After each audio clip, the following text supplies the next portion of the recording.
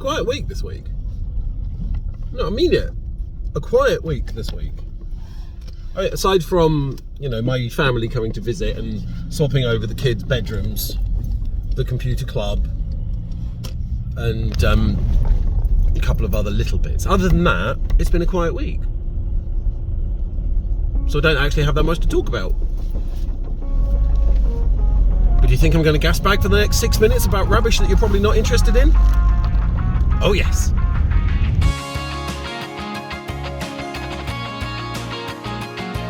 So afternoon all. I have just done my computer club up at the school. A new group of children taking apart some old PCs. It was very good because no one ever gets to do that really. So as long as I warned them not to do it to their PCs at home, they could take them apart and have a look at everything they wanted, which was nice. Then got into conversations with them about, so what is a computer? I think the best answer I've heard so far is, well, it's a computer, innit? Well, like, no. What is a computer? It's like, it's AI. It's like, no, that's what it does. What is it? After much deliberation, we came to the conclusion, a computer takes the power of thought, puts it in between sand and a rock, and makes the rock do the thinking for us. And I'm going to be honest, I think that is the best definition of a computer I've ever heard. But yeah, settling back into my role as a helper in a school again. I always seem to default to that one. I've done it before, and it's nice to go back. It's nice to help other people, really. I didn't realise how many kids don't actually know how to type on a keyboard. Because all they use now are basically touchscreens like phones and tablets, so they don't actually use a keyboard. They're used to using a couple of thumbs on a screen. So to actually say, you've got to sit there and use all 8 of your fingers and 2 thumbs on an actual thing, it seems to take some of them by surprise. But, it's fun. And over the next few weeks, I'm going to be helping out doing simulation software. Because I've got a couple of teachers going, we've got to do this module on simulation, and I don't know what on earth it is. So I said, do you want me to come into the class and do a talk on it?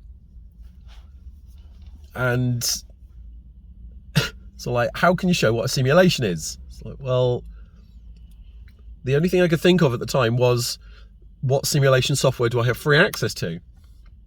So, right, Kerbal Space Program and Microsoft Train Simulator.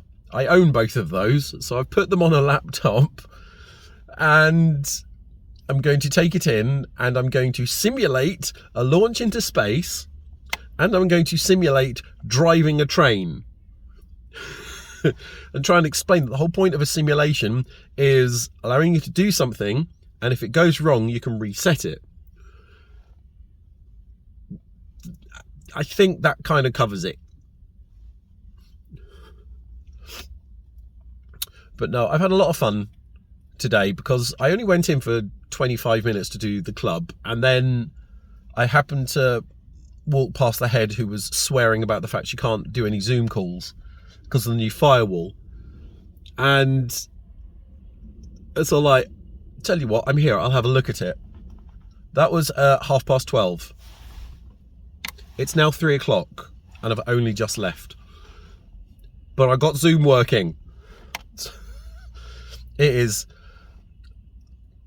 If you've never worked on a firewall, what you do is you have to go down a level to get to the firewall. And you then have to go down another level to look at policies, and then down another level to look at stuff you're allowed and stuff you're not allowed. But then you have to go down another level to look at IP addresses, and then you have to look up down another level to find TCP and UDPs, and there's this huge varietal list, because you can't just say accept everything from the Zoom website, because that's not the addresses they use to have the meetings. Zoom have a list of about 50 or 60 different IP addresses, varying in different connection types. Once I figured that out, it was a case of copy and paste the list.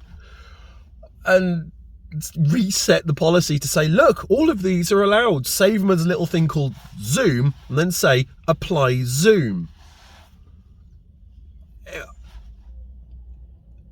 My brain hurts. It was so in depth. You know, like you get stuck in a rabbit hole on YouTube. You look up something about how to paint a fence, and you end up wondering what a giraffe's voice box sounds like. That has happened. You know, you get stuck in this kind of like hellscape loop, just going down a rabbit hole of random rubbish. And that is exactly what happened. I just got stuck in this rabbit hole, but it works now. It sounds stupid when I try and say it out loud. Anyway, I'm going to do some shopping now because I haven't managed to do that in the last 3 hours because I've been busy. In other news, my family visited, and I was swapping over the kids' bedrooms because I was in a bigger room than just for me, and the kids had the small room. The original idea was that when Tasha came home from hospital, she was in a hospital bed, which meant it needed a lot of space because it had all those electrical whiz buzzy move aroundy things. And that's sunny. And because of the extra space requirements, that's quite cool actually, because of the extra space requirements for the bed, we got shifted together into the big room, and I effectively had a single bed beside the hospital bed. Now, as it turned out, didn't actually need to do that now, so we spent a few days shifting all back round. So I've now got the little box room, and the two kids are sharing the big room, which is great because you can see how much more they like it. You know, they've got their own extra little bits of space that they can just play in. So the beds are up against the wall, and there's just a clear space in between, and they've been in there a couple of days now, and they seem quite a bit happier, which is really nice.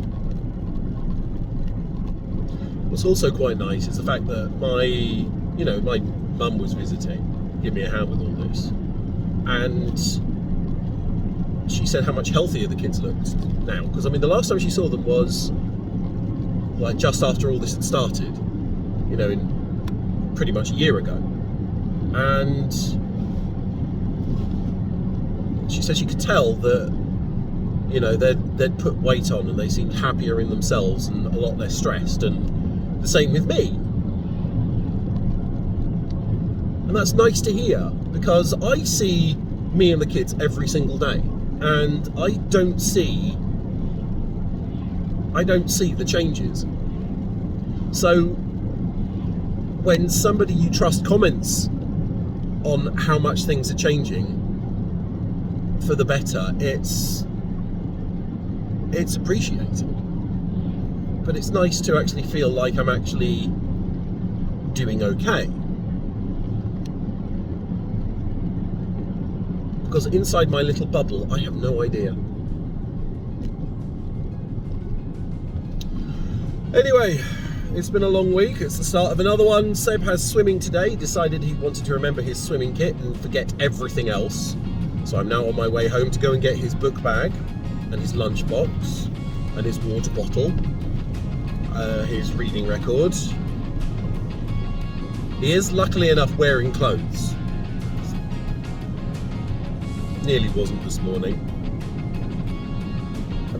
Because Seb forgot to pick his stuff up, Clara didn't pick up any of her stuff either, so I've now got to go get her stuff too, which...